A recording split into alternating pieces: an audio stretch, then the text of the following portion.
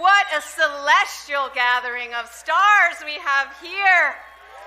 I first want to mention the stars above us, Wes Craven and John Saxon, who, as part of A Nightmare on Elm Street, I know are here on this All Hallows Eve, encouraging and bringing all their best wishes to Robert Barton Englund on this very special day. And then I also want to acknowledge the incredible celestial luminaries of all the cast and crew who are here to celebrate Robert. I'm talking about all the actors and actresses who were able to fight Freddy in one way or another. All of us, we're so excited to be here. And then you fans out there, you are stars to us. And in our 40 years of meeting you and greeting you, we know how important you are to the success of our careers, and that is not a lie. I have had the privilege of acting with Robert Englund in 3 films, and I feel I'm uniquely qualified to, speak about him because I was there the day Freddy was born.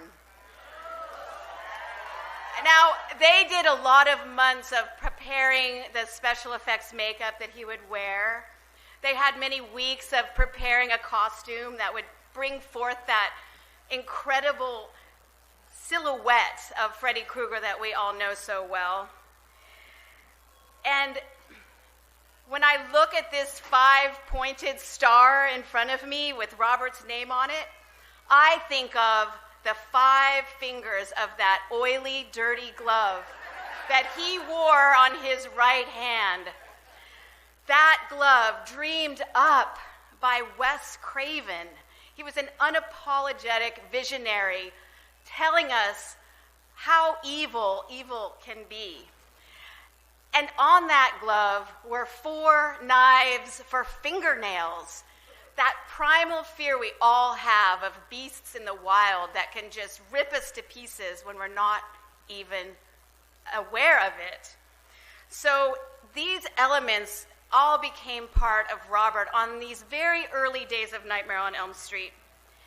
And with those 4 fingernails, he not only slashed 4 victims in the movie, but he slashed the Hollywood idea of what a villain is and what he could be, and as Eli already said, what he would say.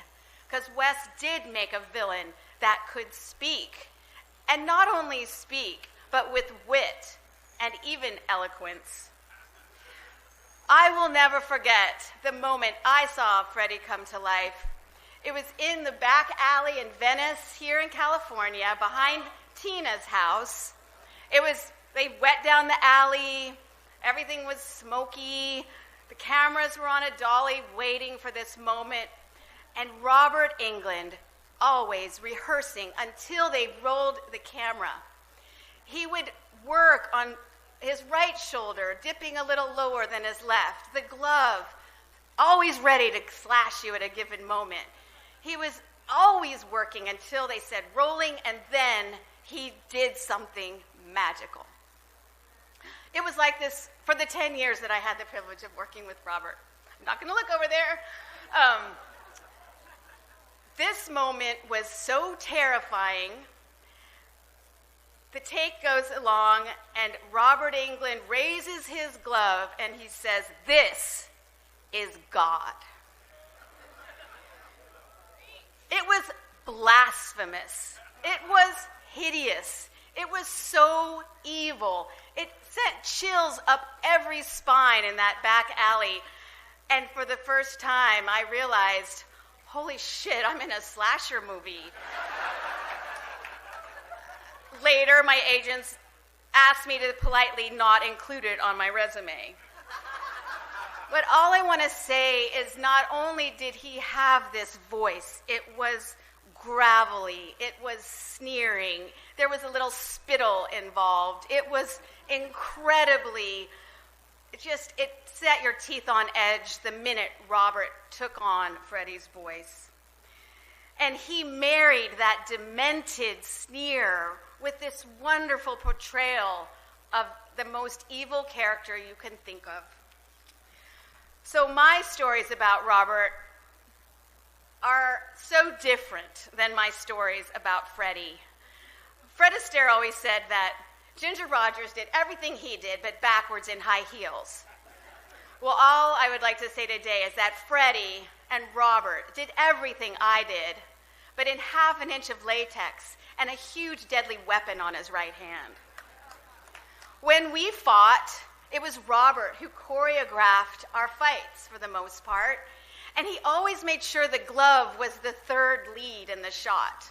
He always made sure it was just close enough to my face to give me shivers, but not to actually cut me.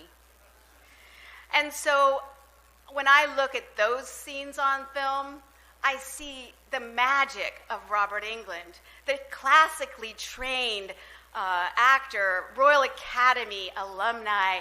He came to set every day with something to give Wes Craven to create this magical character that we all know and love so much. So, this man has put his mark on Hollywood. Wes Craven put his mark on a genre with the help of Bob Shaye, who believed in his crazy idea. I call to these celestial bodies above to thank them for the opportunity I had for letting me even be in the same room as these luminaries. 100 years from now, no one will walk across this star and say, "Who was Robert Englund?" His mark on our business and this genre and our popular culture, and I'd say even the world, has been indelible and will live in infamy forever. So this might be the third time you've heard this line today because it's such a great line. But I would just like to heartfully say, welcome to prime time, bitch.